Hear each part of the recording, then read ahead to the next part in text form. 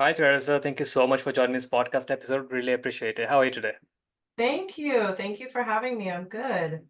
I Yeah, the appreciate. pleasure is mine. I'm super excited to have you on the show and learn more about your journey into business world and being a coach.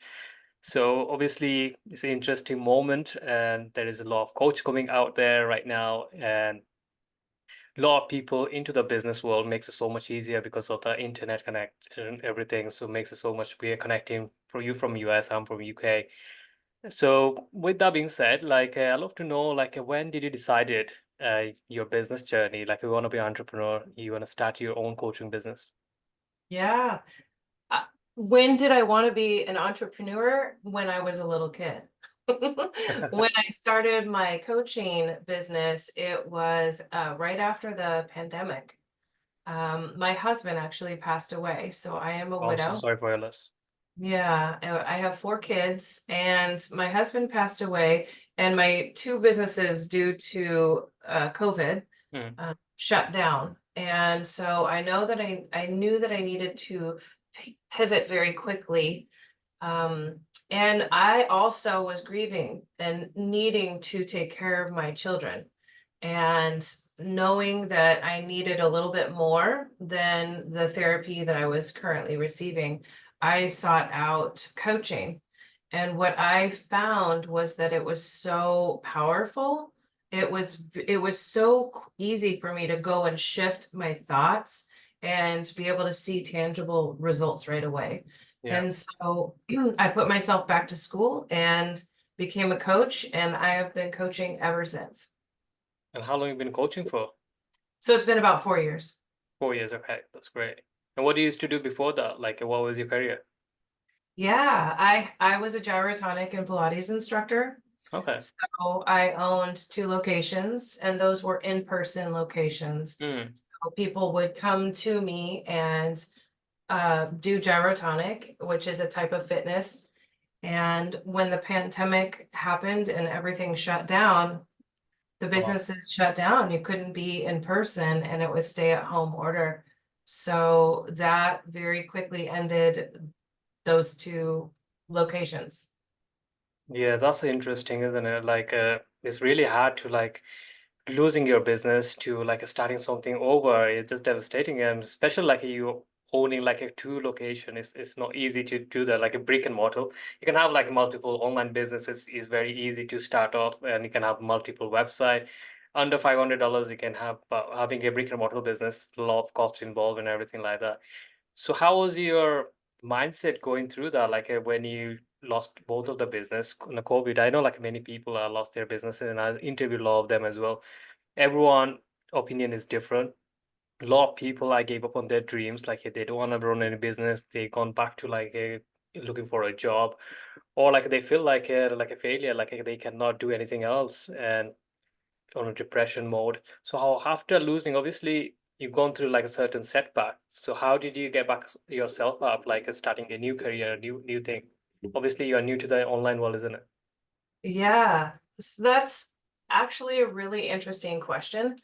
I have always been an incredibly resilient person.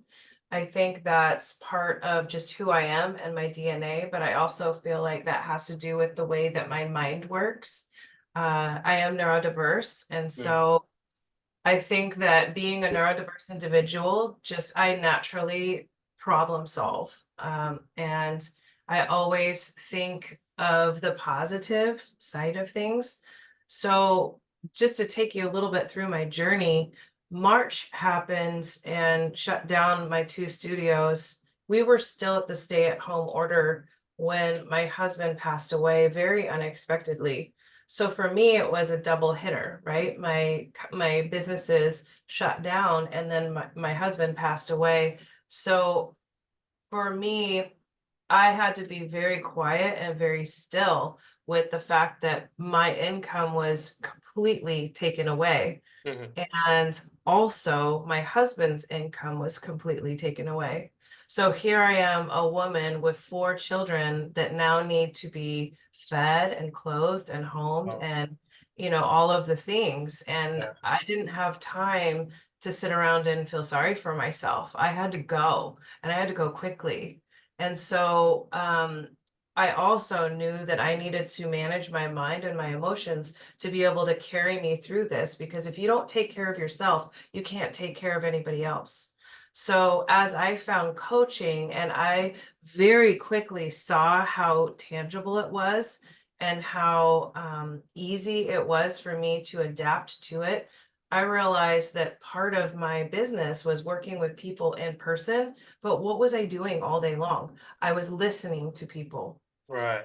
and I was talking to people, and I didn't really realize that I was coaching along with helping people physically. And so when I went back to school, I started taking clients right away, and I just haven't gone back. And really, what I would say to answer the question of what was it like to lose the businesses and start a new one, for me, I think it was the greatest gift, because I believe that I was born and made to coach. It's a natural gift that I have, and I find so much joy and satisfaction and peace from coaching, especially when I am seeing real-time results in my clients. Yeah. Yeah, that's really interesting, isn't it? Like your back was against the wall because you have to make it, like no matter what, you have to go for the next thing. And once you're entrepreneur, it's always hard to go back to like a job, isn't it? Like people are gonna tell you like what to do. You have a boss, your leaders. Unless like you couldn't figure out anything else, then for short term, like probably get a job, and for time being. But always your heart gonna be like, I wanna go back to like being my own boss, start my own thing, something like that. And when you have like a pressure situation like that, you have to take care of your family. There is no brainer. Like you need to figure out like fast, because nothing is waiting for you. Like your bills, your payments, your food, everything needs to be on time. Otherwise, obviously your survival depend on it. Mm. So this is the time like a lot of people start to figure out like what's their gift are, and like it opens up lots of door for them. And I remember like I just recently got married that time, and I was trying to figure out my business, and it wasn't going as I expected. I went to get a job for like a couple of weeks in the Christmas time on a warehouse. I couldn't find any other job. And after like a Christmas day, they said like, you don't have to come back anymore because we are reducing all of our employees. And a lot of us, like 300 people, like lost their jobs on the same day. And I went back, it was January. I was looking for like a different kind of jobs, couldn't figure out anything, and my back was against the wall because I only had 1 month worth of rent and we need to pay. That time my wife was working, and I had to double down. I was working like more than 100 hours in the following year, like in making it happen. And eventually the business kicked on and was and make it happen. And from there, like ever since, I'm running my business. But if that thing didn't happen, if I didn't get lose the job, if I couldn't find any, if I didn't find another job, then obviously my business didn't take off. I was like, "Hey, I'm gonna do it later on, probably one day," and things like that. Because of that happened, actually, I was able to do this. It's such a gift. Like at that time, you don't feel like it's a gift. You feel like you're getting punished, right? So once you overcome that, like starting a new thing, like there is like a new sets of like challenges comes in, because the new skills you need to learn, because from coming from like a physical trainer, like you help with people with their body and mind and things like that. Now, obviously, a lot of things you need to be learning from. Like brick and mortar running a business is different compared to online business. Now you need to know like, how to operate with the Zoom. Now you need to operate with how to use a mic, the technology in there, the software, creating your course content. So how did you manage to do that? Like learning wise, like did you find like a it's just too hard, or like I couldn't be bothered, feel like a giving up, or like you kept going? Yeah, no, I never feel like giving up. I really genuinely feel that I was made to do this, and Mm. I am not a big tech savvy person. My entire career has been face to face with people. And so I am not going to sugarcoat that there have been times where I have cried through teaching myself how to do something. I have locked myself out of things. I have studied YouTube. I have looked up YouTube to show me how to do things. I have hired IT people to show me. I have called friends to say, I'm stuck here. do you know how to do this? I'm trying to accomplish this. Mm, For me, I know why I'm doing what I'm doing. yeah, I am the neurodiverse life coach. So I coach people that are neurodiverse. I am also neurodiverse. So I know what it's like to live being a neurodivergent individual and running a business and being an entrepreneur as a neurodiverse individual. I also have 4 neurodivergent children. The neurodiverse community is the most underserved community. It's the most overlooked community around the world. And so I know that what I'm doing is helping an underserved community. That is why I do what I do. And no matter what I do, it will carry me through. The other aspect of things is I am a widow and I have 4 kids. So it doesn't matter if I feel sorry for myself. I have to learn how to shift that yeah, and be able to process and feel my feelings and also continue on with my day. And there has been days where I felt light and driven and happy and excited and to work. And then there's other days where I'm writing an article or I'm writing a post or I'm writing part of my curriculum and I'm literally in tears because something has happened with my children and at school. And I am feeling so much emotion because I want to be able to help my children. But then what I do is I take my experience and I shift it and I write about it. And then I write to other parents that have neurodivergent children in schools and their neurodivergent children are getting picked on or beat up or teachers don't understand them, the like, right? yeah, So every experience that I have, good, bad, ugly, it's all out there because being open and raw and vulnerable and real and transparent is what other people are experiencing.